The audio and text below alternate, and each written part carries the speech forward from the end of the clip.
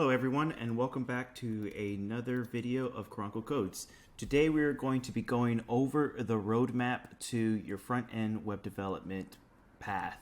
I think that this video is important because as we continue to build videos and as you continue your progress to becoming a front-end web developer, then I want you to at least have an idea of what the courses mean and how they are important to your career.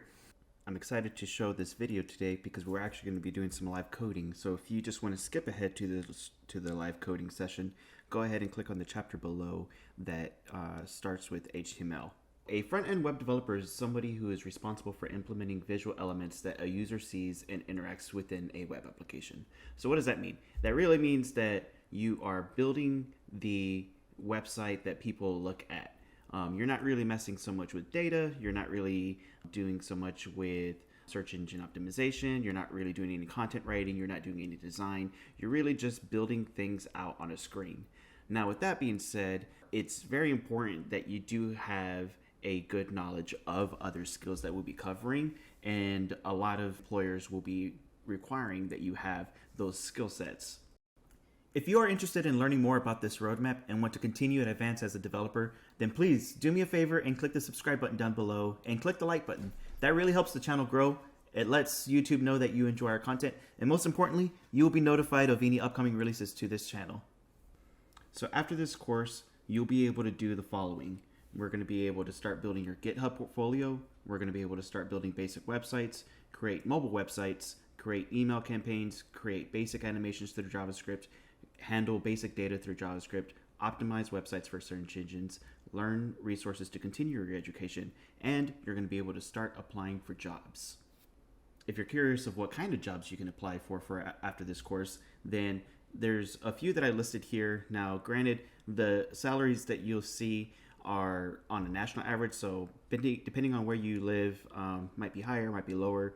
Places like California and New York all have higher salaries than the rest of the nation, so take this with a grain of salt. But you can start applying for web developer positions or junior web developer positions. Usually, depending on the posting itself, they're kind of intertwined. Some people will expect more or less on their posting, but in general, you'll be able to at least apply for junior web developer positions with average salaries ranging between $58,000 to $81,000.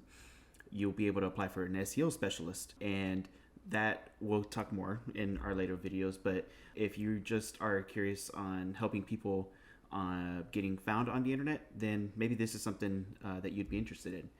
You'd be able to apply for a digital marketing specialist, and their national average salary is somewhere between $49,888 to $74,413.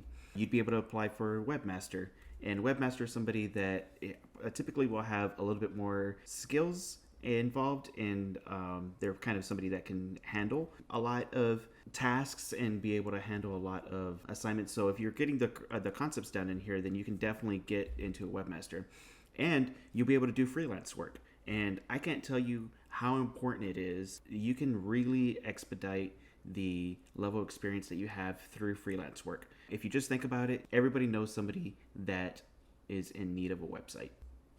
So another question you might be asking is, what kind of equipment will I be needing?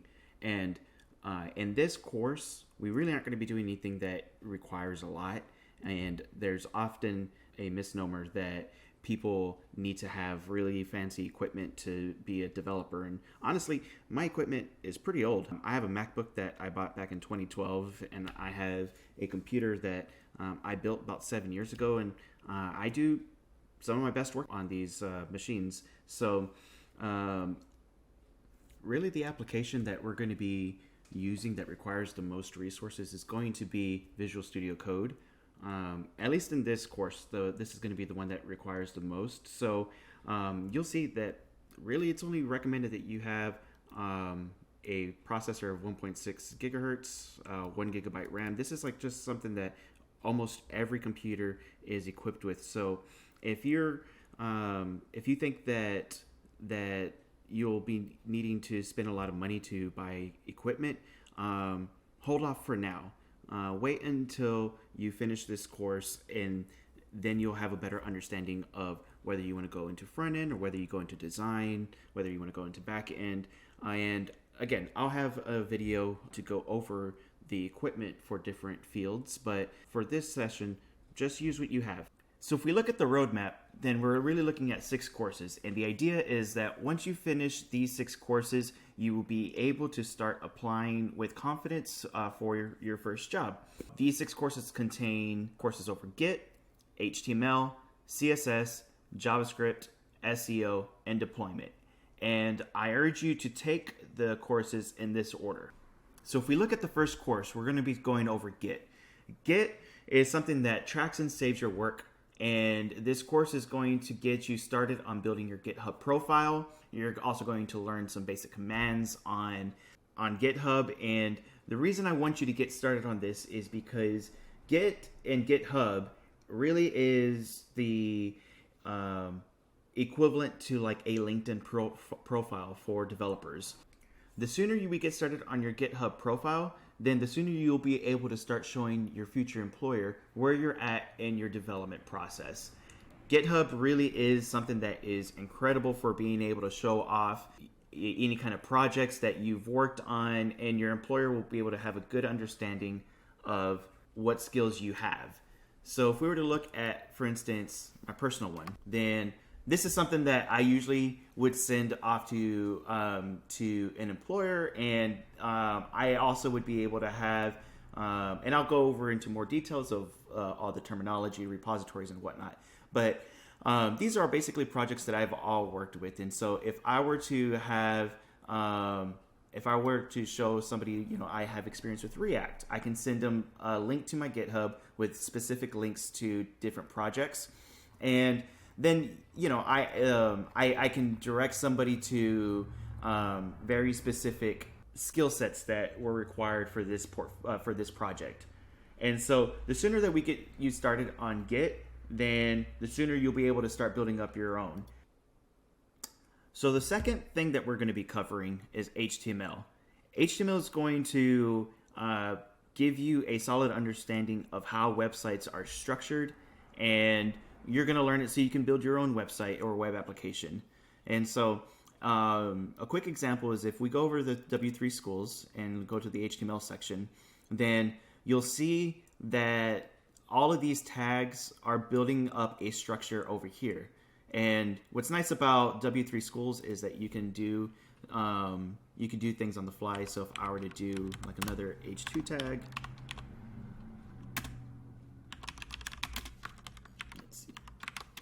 to Bronco codes. All right.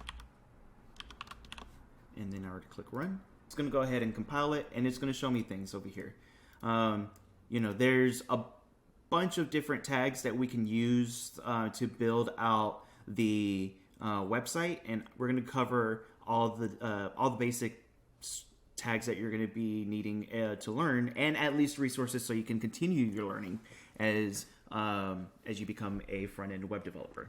So the third thing we're going to be covering is CSS. And CSS is going to be what you learn to personalize and present your web application. Some people will say that it's what makes things pretty. If I showed you in the previous one how H1 tags, H2 tags, this right here is going to be your H1 tag. This right here is going to be your paragraph tag. And so, and you can even see it right here. Here's your H1, here's your paragraph. So this is going to allow us to personalize things. So if we were to make this a red, let's take away the center, or actually let's just make it left. Then you'll see that I'm making changes to the presentation of the H1 tag. If I wanted to make this a different color, and then let's make this color white. So you'll see that as I'm changing up the CSS, that I'm also changing up the presentation of our website. The fourth thing that we're going to be talking about is JavaScript. JavaScript is an incredibly powerful programming language, and what started off as something that was really built to manipulate your website and make it animated, or be able to just have front end kind of manipulation, has really evolved. So now it builds full applications, it does data. And so really what we're going to be focusing in is just the basics so you can deal with data. And from here, if you learn just the basics, then you will really be able to learn how to, you'll be able to learn enough so you can understand different JavaScript applications. So in this example, you'll see that there's a button over here that if you click on this button, then something happens. And what's interesting about this example is that there's two key things that I want you to notice, is that there's an interaction whenever I click on a button, and there's also data that's coming back.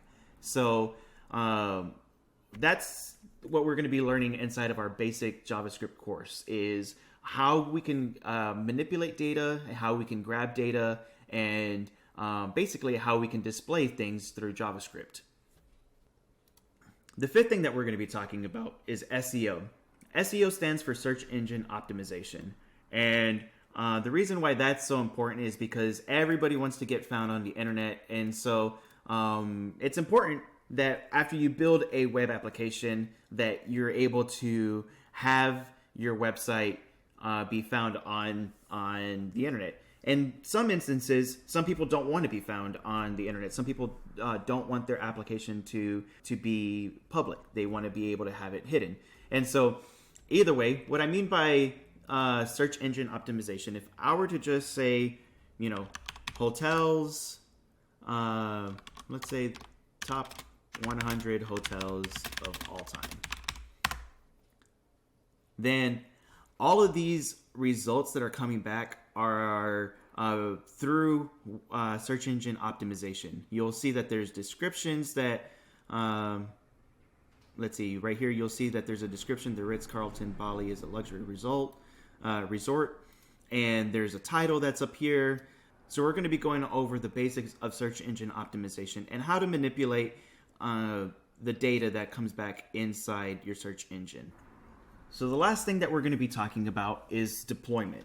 And now that you have all the basic skills to build a website, it's going to be likely that you're going to want to put this on the internet. So in this course, we're going to be going over everything that goes with deploying your website. And that's going to include everything from a URL. That's going to go everything from hosting. That's going to be able to, we're going to go over the resources you need to upload files, and everything that you can that you'll be needing to actually have a website. So like if you go over to Karanko Marketing, there was certain steps needed to be taken in order to have this entire site be published. And really that's going to be everything that's going to be needed just so you can get you started as a front-end developer.